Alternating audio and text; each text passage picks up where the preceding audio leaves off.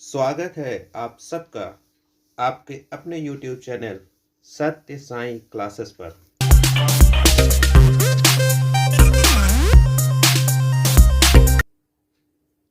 चलो दोस्तों, स्वागत है आपका। आज का सवाल बहुत ही इंटरेस्टिंग क्वेश्चन है। क्लास 8 के स्टूडेंट के लिए और वनडे एग्जाम के लिए भी बहुत अच्छा सवाल है ये। लिखा हुआ है, find the compound interest on ₹8,000 at 15% per annum for 2 whole 1/3 year. 8,000 रुपये का 15% वार्षिक ब्याज की दर से 2 सही 1/3 वर्ष का चक्रवृद्धि ब्याज ज्ञात कीजिए। दोस्तों, इस सवाल में और इसके पहले वाले सवाल में क्या अंतर था? इसके पहले वाले वीडियो में आपने देखा है कि मैंने आपको बताया छमाही और तिमाही के लिए दर में और समय में क्या किया जाता है। अगर आपने वो वीडियो नहीं देखा है तो पार्ट 2 में जाके वो वीडियो देख सकते हैं। वहाँ से मैंने क्वेश्चन रोक लिया था पार्ट 3 के लिए, कि इसको अच्छे से समझाऊंगा मैं पार्ट 3 में। यहाँ पे प्रॉब्लम यह है कि आपका वार्षिक ब्याज है, दर आपका वार्षिक है, लेकिन समय आपका भिन्न में दिया गया है। तो इसको कैसे लगाऊंगा? चलो दोस्तों, बहुत ही आसान तरीके से मैं आपको इसका एक इजी फार्मूला देता हूँ। बहुत ही बढ़िया फार्मूला है ये। देखो, लिखा हुआ है कि अमाउंट, यानी हमें सबसे पहले अमाउंट की जरूरत पड़ेगी। Amount is equal principal 1+r/100 इतना तो आप सबको पता है, लेकिन इसमें फिर से इंटू हो जाएगा 1+t/r/100। अब यही बात आपको समझना है कि ये कैसे हो जाता है। चलो, इसको एक सवाल जैसे हमने अपना लिया हुआ है, तो इस सवाल को हम अच्छे से समझाएंगे आपको कि कैसे ये हो जाता है। देखो, अपना मूलधन कितना है? 8,000 रुपया है ना। मूलधन 8,000 रुपया है, दर 15% वार्षिक लगा हुआ है, और समय है 2 सही 1/3 वर्ष। अब यही 2 सही 1/3 वर्ष को थोड़ा सा हम लोग अलग कर लेंगे। इसमें का 2 अलग कर लेंगे और 1/3 को अलग कर लेंगे। किस लिए अलग करेंगे? ये देखो, आगे ये जो 2 लिखा हुआ है ये यहाँ यूज़ कर लेंगे हम लोग, और जो दूसरा वाला 1/3 है ये यहाँ यूज़ कर लेंगे।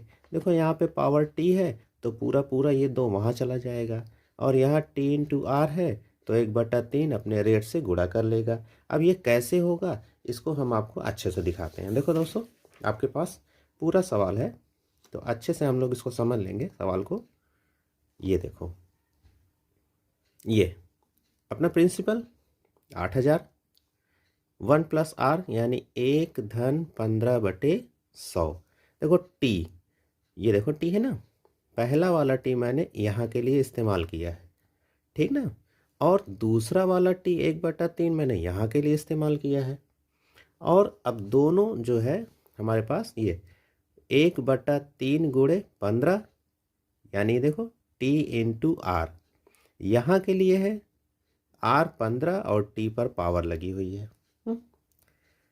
इसको आगे और ले चलते हैं तो 15/100 को जब हम काट देंगे तो आएगा 3/20, यानी 5 से अगर काट दोगे तो 3/20। यहाँ 1/3 गुणे 15, ये देखो 1/3 गुणे 15 को जब हम सरल करेंगे यानी तो आएगा कितना? 5, यानी इनका आंसर बनता है 5/100।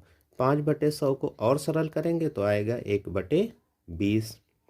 यहाँ पर इसको सरल करने के बाद 3/20, 20 3 23/20 की घात कितनी लगी, यानी 23/20 पावर 2 चल रहा है ना।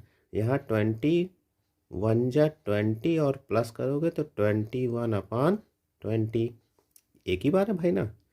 तो 23/20 को हम कितनी बार लिखेंगे? 2 बार लिखेंगे। चलो देखते हैं भाई।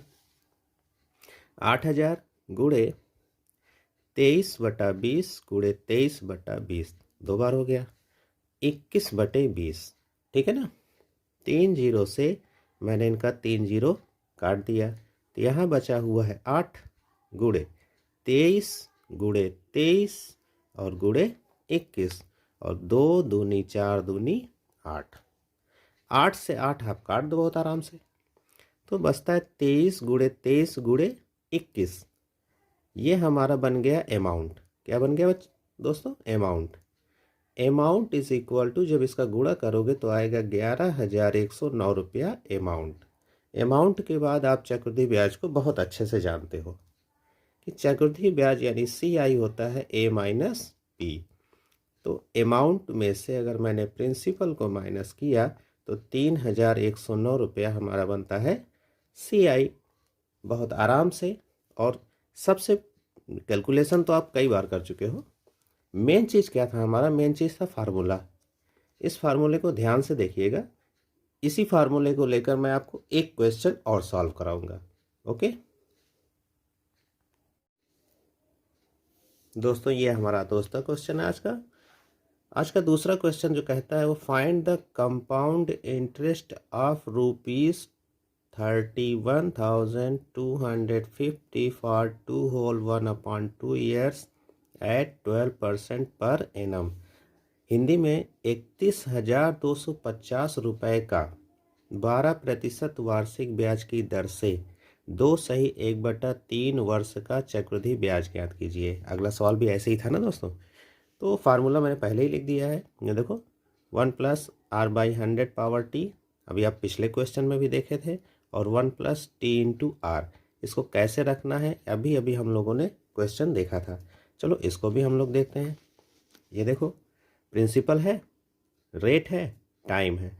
टाइम जो आपका 2/1/2 है, इसी को 2 अलग कर लेना है और 1/2 को क्या करेंगे हम लोग? अलग कर लेंगे। बिल्कुल। अब इस 2 का इस्तेमाल आप जानते हैं यहाँ के लिए होगा और 1/2 का इस्तेमाल कहाँ होगा? यहाँ के लिए होगा। 31,250 1 धन 12/100। 12 हमारा क्या है? रेट है ना, 12/100। और यहाँ के लिए दूसरे के लिए होगा 1 धन 1/2। 1/2 अभी अभी हम लोगों ने क्या देखा था? हम लोगों ने यही तो देखा था ना कि ये जो टाइम है हमारा, टाइम 2 पार्ट में हो गया है। देखो ना, ये टाइम। एक टाइम यहाँ के लिए जाएगा, ये देखो। और एक टाइम हमारा जो 1/2 है वो यहाँ के लिए जाएगा ना, t × r। तो t × r, ये देखो t × r, ठीक है ना। ये दोनों आपस में कट जाएगा। जब 1/2 को हम 6 से गुणा करेंगे, 6 का आधा हो जाएगा। 1/2 को हम जब 12 से गुणा करेंगे तो ये 6 आएगा। 1/2 को जब 12 से गुणा कर दिए तो 12 का आधा हो गया 6। और इधर 12/100 को जब हमने 4 से काट दिया तो हो गया 3/25। अब 3/25 यहाँ घात लगी हुई है। 25 के 25 में 3 जोड़ोगे, ये देखो 28 आया ना। 28 यहाँ से कट के आया 3/50। 50 के 50 3 53। तो कुल मिला के मिलता क्या है हमको? यहाँ से इस लाइन के बाद मिलता है 31,250 और गुणे 28/25 की घात कितनी? 2।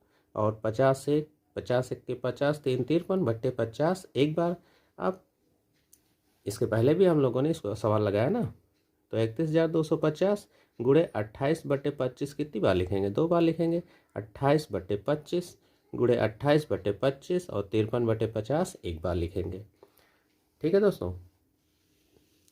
अभी 0 से 0 काट दिया और ये 5, इस 5 से जब मैं इसको काटूंगा तो 625 आएगा।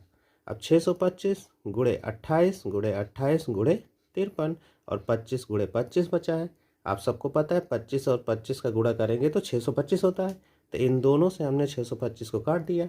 अब 625 को काटने के बाद क्या बचा? 28 गुणे 28 गुणे 53। इसका गुणा करोगे तो आएगा 41,552। 41,552 क्या आया? अमाउंट आया। अब अमाउंट आने के बाद हम लोगों को क्या करना चाहिए? CI निकालना चाहिए ना। बिल्कुल सही है।